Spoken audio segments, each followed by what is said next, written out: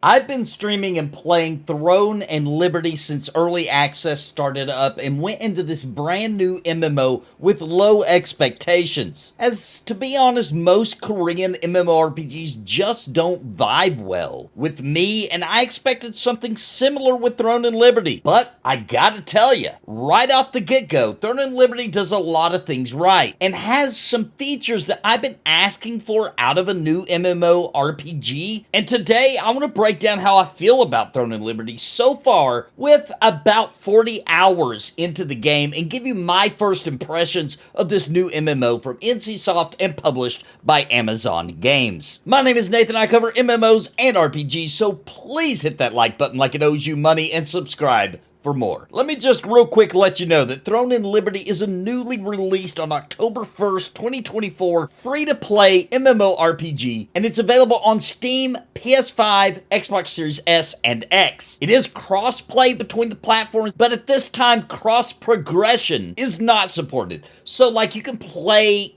characters on all platforms, but you can't take your console character to the PC or vice versa. But listen, I've not had this much fun in a new MMO for more than a few hours since the launch of Final Fantasy XIV Reborn. It's just been a long time since we had a solid launch of an MMO of decent quality that actually was fun to play. And I've been impressed with Throne and Liberty so far. Of course, there are some things I'd like to see better or changed or improved, but I've played Throne and Liberty on both my PlayStation 5 and my PC, and I've enjoyed it so much more than I thought that I would. Let's break down what I like and sprinkle in a little bit of what I don't like as we go. So first, let's talk about the story.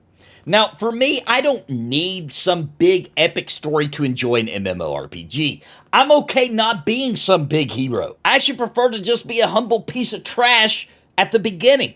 I mean, you start out as level 1. You're a nothing. And I don't need the story to tell me I'm some big bad hero. Throne and Liberty does have that your special kind of story vibe going, and since they did that, if any MMO does that kind of thing, I need a great story. And Throne and Liberty has moments of actual badassery. And it happens here and there where I was genuinely impressed with the story. And the overall presentation itself is well done, and it feels impactful, and it feels fun. It's not Final Fantasy XIV story good here, but it's good enough to get you through the main story quest and find moments here and there that really do stand out as pretty darn phenomenal. This leads me to the leveling up experience. It starts out that you're mostly just doing the story, but soon you'll find quite a few options open up.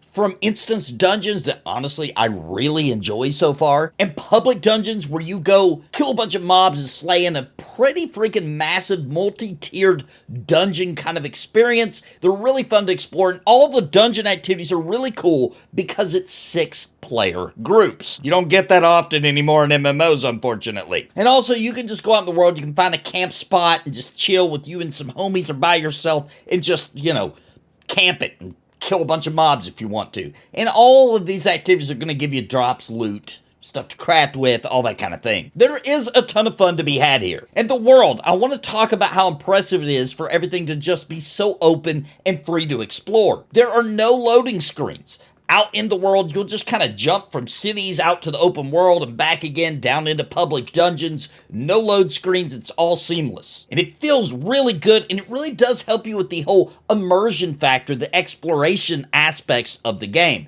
Now, I could do for a little more reason to get out and explore the world, but there is some here. From collectible lore letters to finding some resources, or even just finding actual resources literally just in a little loot packet for you to find on the ground. It's pretty good, and we'll get to the graphics in a minute, but the world is built in such a way that the areas are very different and they're cool to discover and look around in.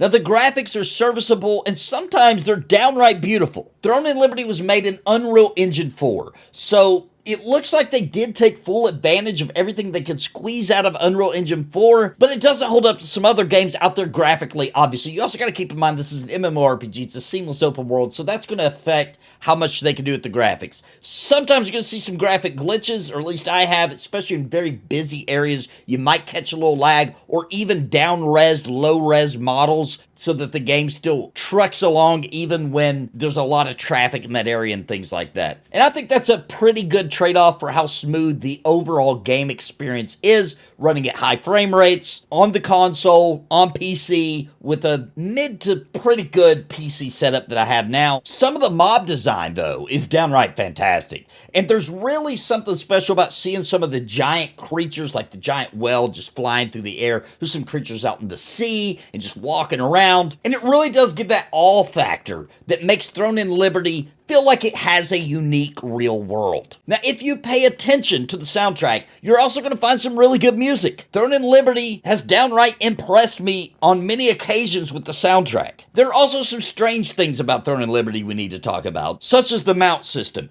So instead of just having traditional mounts that you collect and you ride, your character actually morphs into different creatures. So you have like a morph for your ground run, you have like a morph for flying, and a morph for swimming. Now you can change those, you can collect those, you can get different ones. They sell some on the cash shop kind of deal. But me personally, I would prefer a standard typical MMO collecting actual mounts that you ride on. Doesn't really matter. Not really, I guess. I mean, I guess it's pretty much the same thing. But also, in like that basic MMO Korean style, you're going to be spending some time in the menus, upgrading your skills, upgrading your weapons, upgrading your armor, everything's upgradable, okay? And you're going to be spending some time doing that. But at the end of the day, with all that said, the customization and building your own class is pretty good. And I feel like we can really build a class fantasy, whatever you really want to build, you pretty much can due to all these options and different ways to upgrade your actual skills, to have additional benefits and effects and things like that. Pretty good. I like it. But the most important aspect, of course, in any game is going to be the gameplay. So let's talk about it.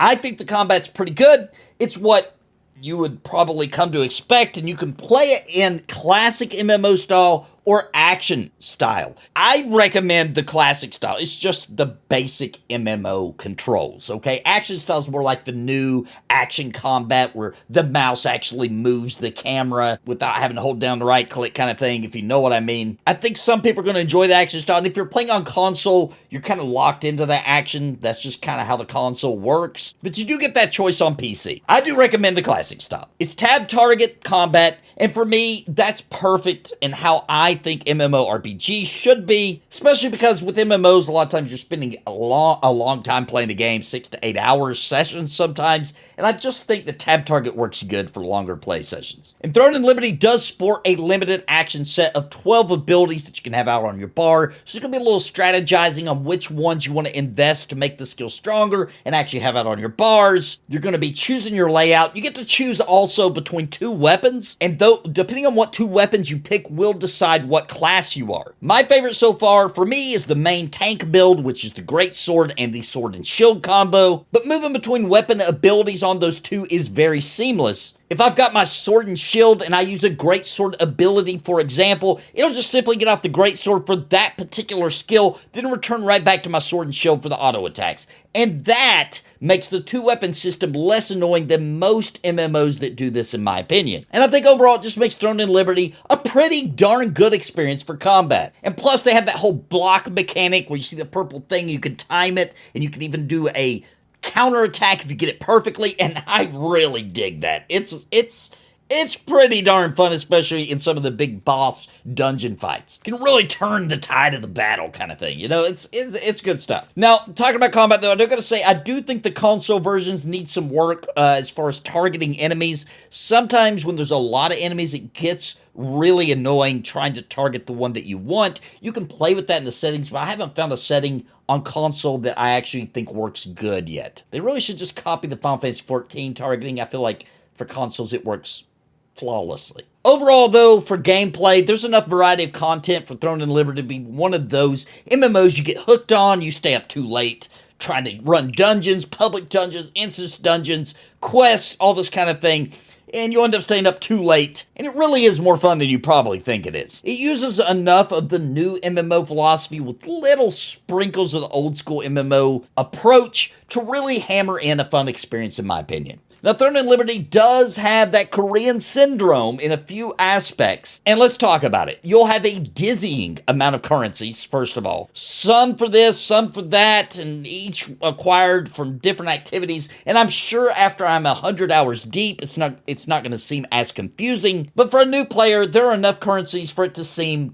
it's a little annoying. And yes, Throne and Liberty has cutesy little minions that follow you around. They heal you using World Tree leaves, I think it's called. So they do have a purpose.